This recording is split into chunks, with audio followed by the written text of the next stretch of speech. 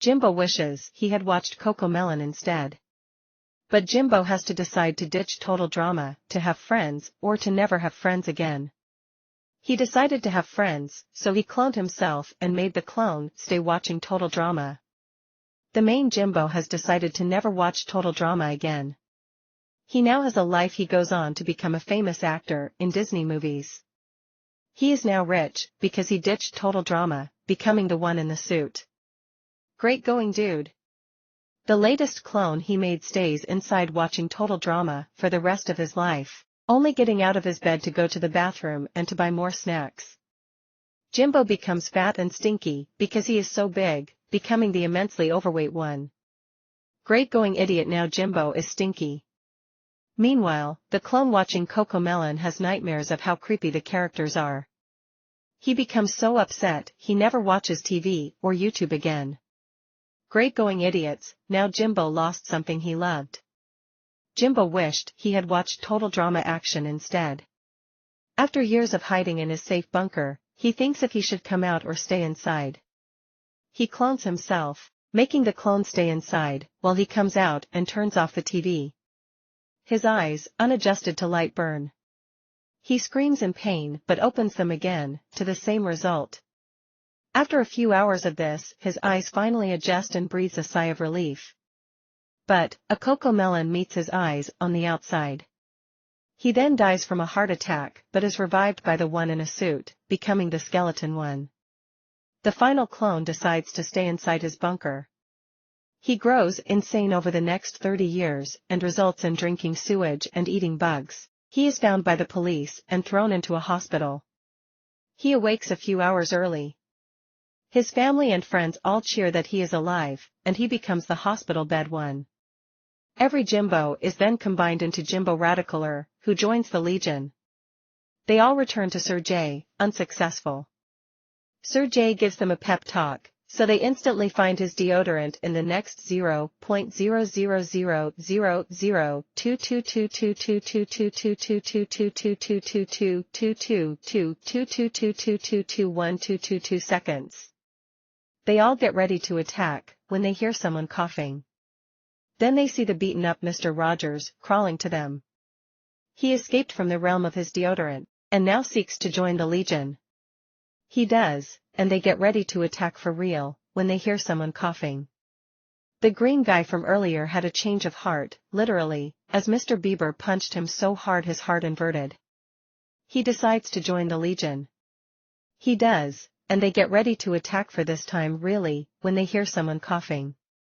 Clippy, who had become a bodybuilder and a gym friend of the clownfish, had finally tracked them down. He asked to join the Legion, and he did.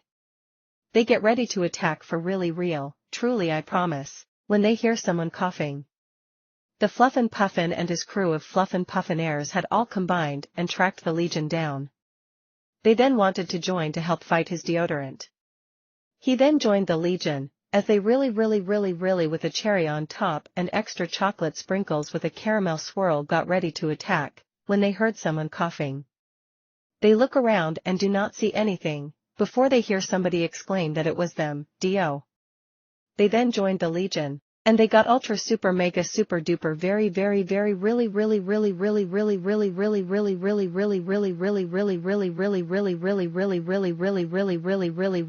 got ready to attack, when they heard someone coughing. It was his deodorant. The fight had begun. His deodorant. The fight had begun. Then offered to join the Legion, and so they accepted his deodorant. The fight had begun into the Legion, and got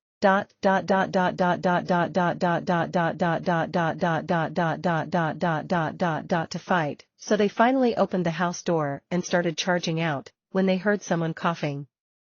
It was the Monopoly Man, who joined the Legion. Then they got super ultra to Ada when they heard someone coughing. It was just Justin Bieber, so they set off to the most important event of their life, when they heard someone coughing. It was the colorful cat eating cheese on concrete next to a cactus in Connecticut doing chemistry, which was a crazy catastrophe, who joined their team. Then oh yeah, he fought his deodorant.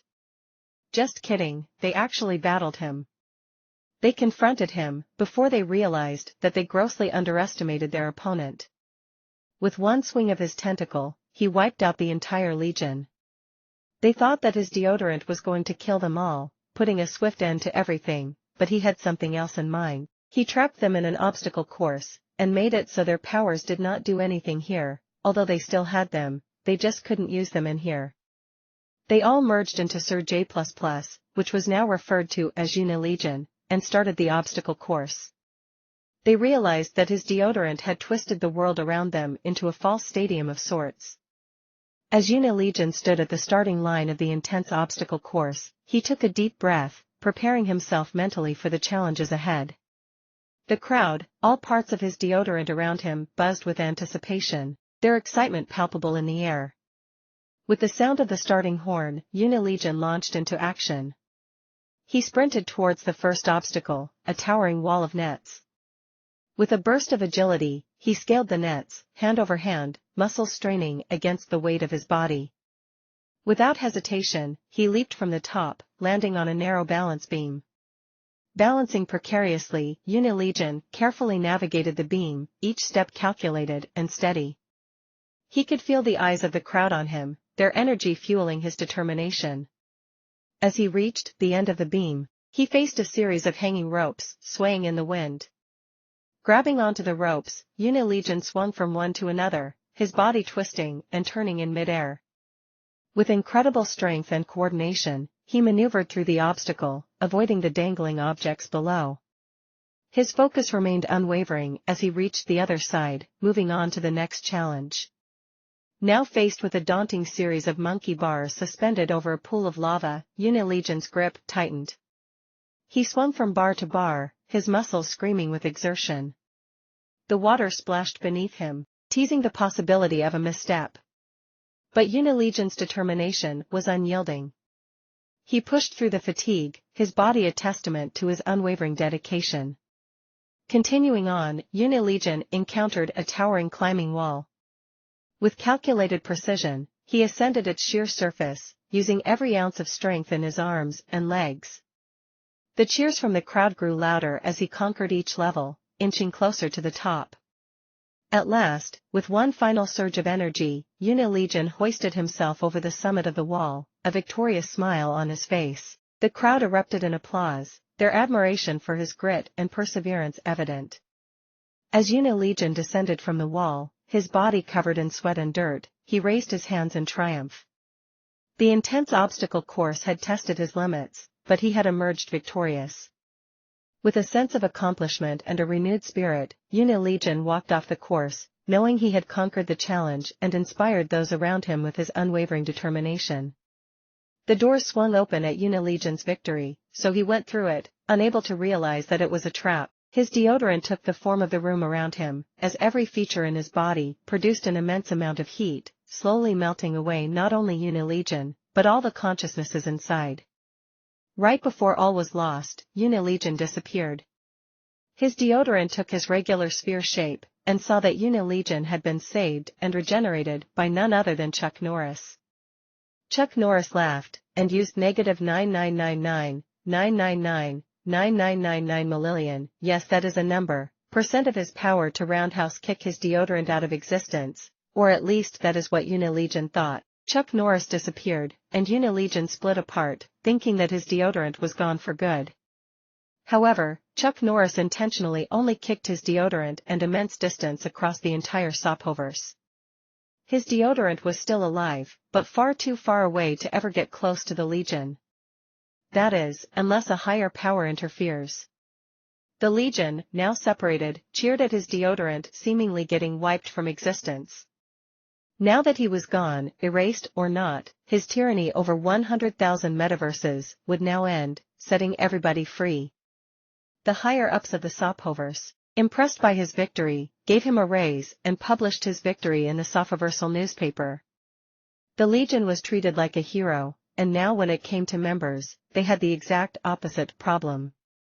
Instead of needing more members, many people applied to the point where 99.9999% of them had to be rejected. They did, however, hire Omni Skrillex Bartholomew, the 498th. As his deodorant lay dazed and confused, but seeking vengeance from across the Sophoverse,